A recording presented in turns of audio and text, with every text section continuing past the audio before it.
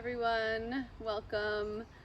My name is Chaya. I live in Northampton, Massachusetts, and I'm here with some special beings to offer a live enactment of our uterus and its relationship to its surrounding organs and wonderfully inherited ligaments that many of us don't know exist. Really excited to offer this. I want to acknowledge that this is something that we could discuss and play with for hours and hours. This is probably going to be 15 or 20 minutes, so feel free to reach out with any questions or curiosities you have afterwards. I'd be happy to hear from you. So with that, I'm going to invite my uterus friend to join.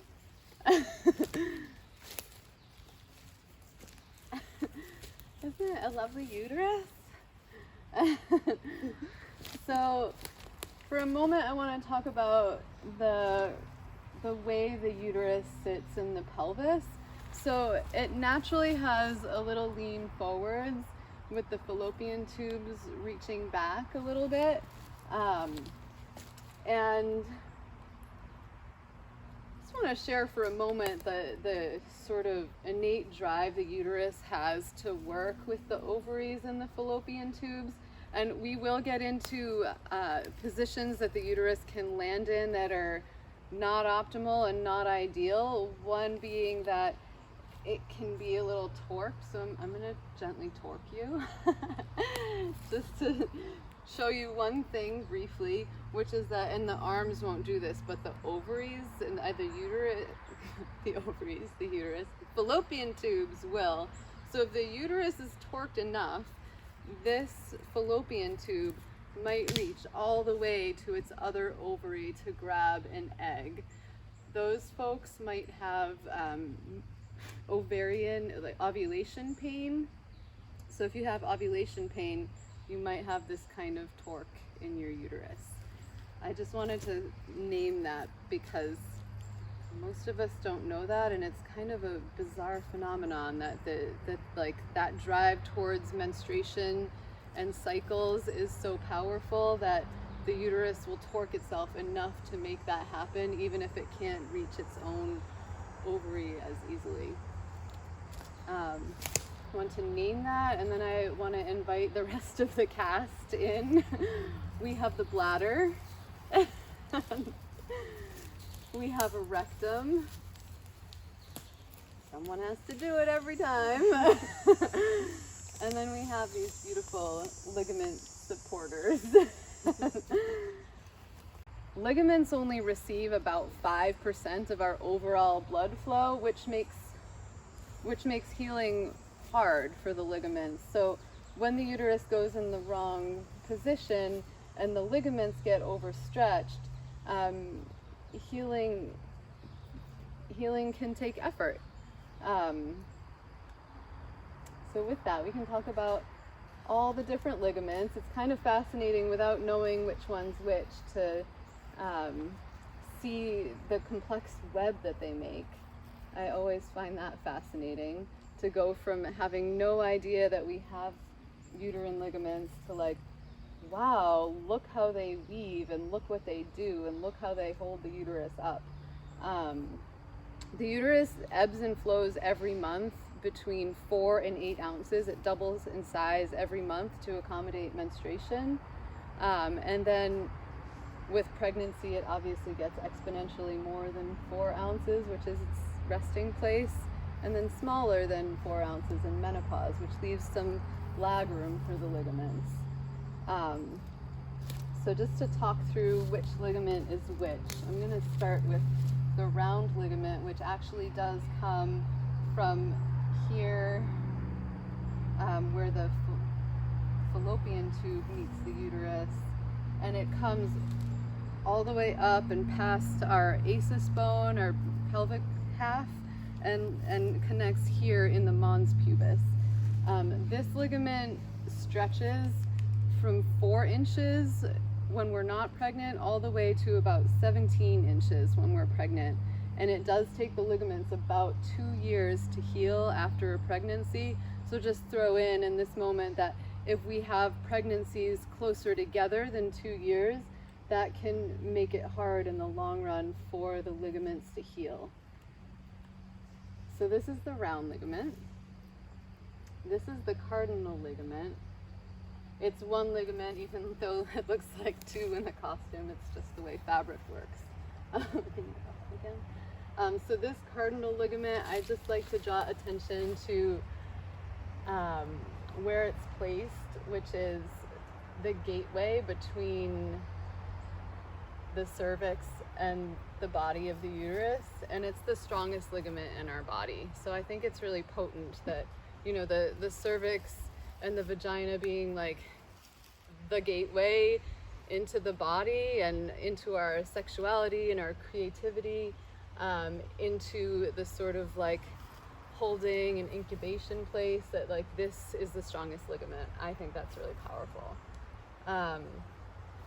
We have the pubovesical ligament, which last time I studied the ligaments, there was less known about this. It definitely flows somehow between the uterus and the bladder, and I believe connects on the pubic bone. This one's easy to miss, right? Even though it's so pretty red and lacy. It does have multiple layers, just like it's depicted here, and it does encase the ovary and the ovarian ligament, which is right here. This is called the broad ligament, and I kind of think of it like the angel wings of the ligament, like, wee, it's flying. And this connects to the omentum. This connects the uterus to the omentum, and the omentum is the fascia that holds in all of our abdominal and pelvic organs. This is a very stabilizing ligament. This one here is the suspensory ligament of the ovary, and this connects to L4 on our spine, which, just to show you on your body, is about right here. If this is my sacrum, this is L4, just so you can play around on your own body. Some people have tenderness here, so while you're watching this, if you want to play and find that spot and notice what you feel, that can give you some information. And then the last ligament is the uterosacral ligament, which is right here. It's pretty close to the cardinal ligament, and it connects to our sacrum, hence the name uterosacral ligament. So this is the web, and now I'm going to talk a little bit about the different uterine positions that the uterus can land in. We have the optimal position that we showed you at the beginning without the rest of the organs and ligaments. So this is optimal. First I'm going to talk about anteverted, which is a forward-leaning uterus. And this, if you could come up a little bit. So when it's really anteverted, it actually is often collapsed onto the bladder. And this is such a common malposition that if you look at textbooks, this is what you see, because it's so common. Common doesn't mean normal. And so if you're looking at this, you might think, what would the implications of an anteverted uterus be? She might have to pee a lot, right? If the uterus is always resting on the bladder. Anybody here have to pee a lot? And it's just so common, you know, and our posture leads to this a little bit. We drive, we're on the computer, and we don't have enough of this to counter it. So now we're going to talk a little bit about a retroverted uterus, which is a backward-leaning uterus. So now we see, so naturally between the uterus and the rectum, there's a space. It's called the pouch of Douglas. I don't know who Douglas is. It's just another male scientist. I don't know why he wanted to be named for this like space between the uterus and the rectum, but there you have it. So with a retroverted uterus, we're leaning on the rectum, but also oftentimes you can see that the cervix is pushing into the bladder. So we often still see the frequent urination issue, but then we have the center of creativity leaning into the cesspool of elimination, right? Which, like, energetically isn't ideal, and you can imagine, again, if you think about how the uterus expands and contracts every month, that especially when it's expanded, we might feel some amount of constipation, sometimes even nerve pain down the legs, because like this is impacting the nerve flow down the sacrum and the tailbone. If you all have any questions, feel free to pop them in here. I'm really open to that.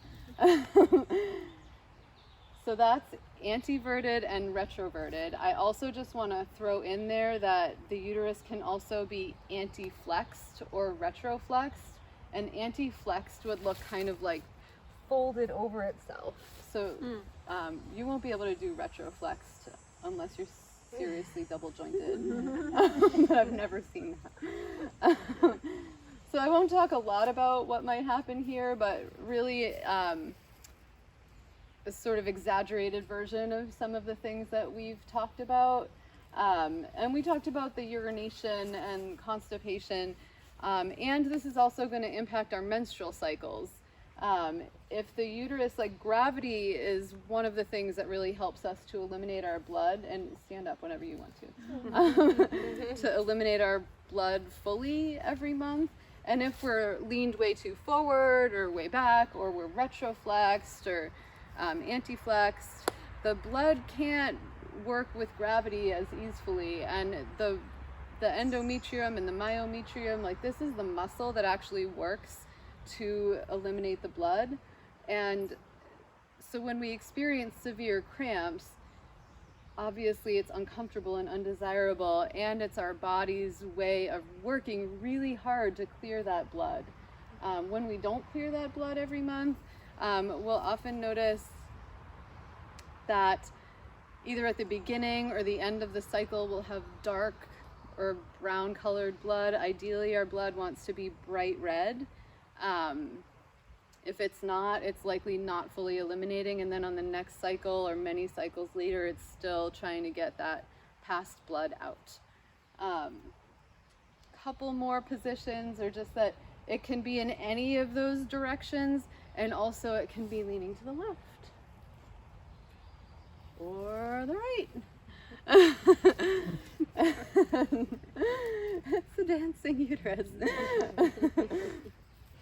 And you know, when it's leaning in either of those directions, you can see how one side the ligaments might be tight and constricted, and the other side they might be really lax. So those are the positions. I'm gonna name some ways that we can get our uterus out of alignment, and a few ways that we can support bringing our uterus back into alignment. So different things that bring our uterus out of alignment, we named repeated pregnancies closer than 2 years apart. Also running on pavement, in particular. Running, if you're having serious menstrual issues or any of these other things that we've talked about, running can be challenging for the uterus, and particularly on pavement, because every time your feet hit the ground, it's sending these shock waves all the way up and reverberating. Now that you're seeing this web of ligaments, you can imagine that, like, the uterus is kind of like rattling, and all the ligaments are kind of getting a little bit of stress every single time your feet hit the ground. I've worked with a number of people who have either been horseback riders or gymnasts as children. There is this epiphyseal plate between the sacrum and the lumbar spine, and it doesn't seal until we get to be 22-ish. It stays open because that used to be about when we'd finish having babies historically, and it stayed open so that the sacrum could have more movement during childbirth. so it was functional in that way. The problem is that if you fall on your sacrum hard, which many horseback riders and gymnasts have done many times, before that plate seals, it can separate and then seal like that. And then, if you also think about falling off a horse and landing hard on your sacrum, I imagine the uterus flying into a retroverted position, and that is what I see a lot with people who have had intense impact to the sacrum and tailbone. My teacher Rosita used to call that a medical emergency for little girls, and she would have little girls come in to see her right away. Trauma of all kinds can cause the uterus to go out of alignment. One thing I noticed right after Trump was elected, this was a really fascinating thing, was that one position I didn't talk about is that sometimes the whole uterus just moves back, and usually when I work on people, I can feel a uterus behind the pubic bone. After Trump was elected, for a couple of months, I could hardly feel a uterus. It's like they all were in hiding. It was a global, I know it's, you laugh, but it's like, it's for real. I could hardly feel a single uterus. Like the wombs of the world wanted to go into hiding for a minute, and that makes sense to me.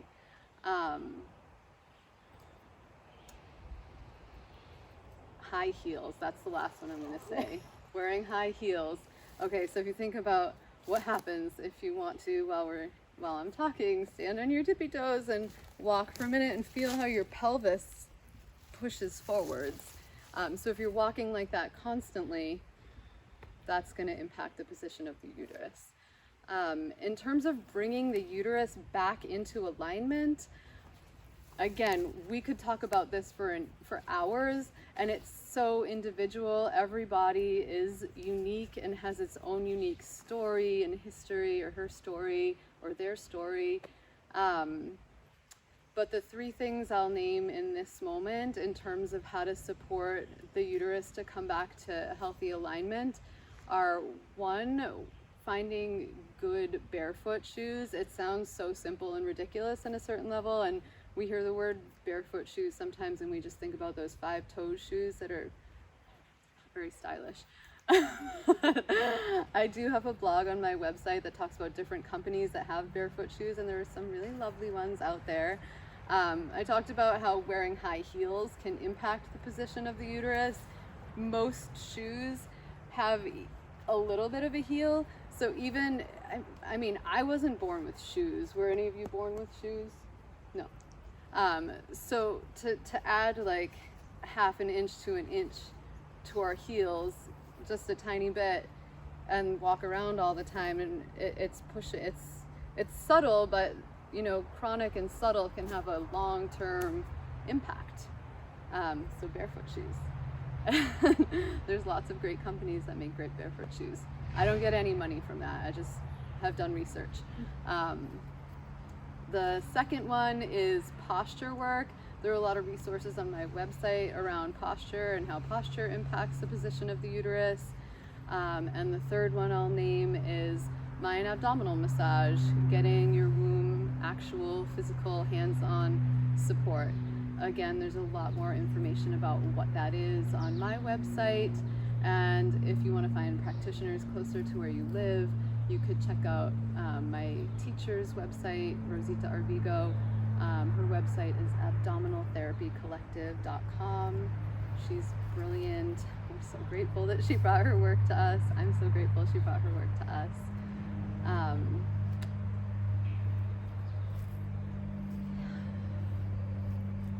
So again, I'm just going to let that all land.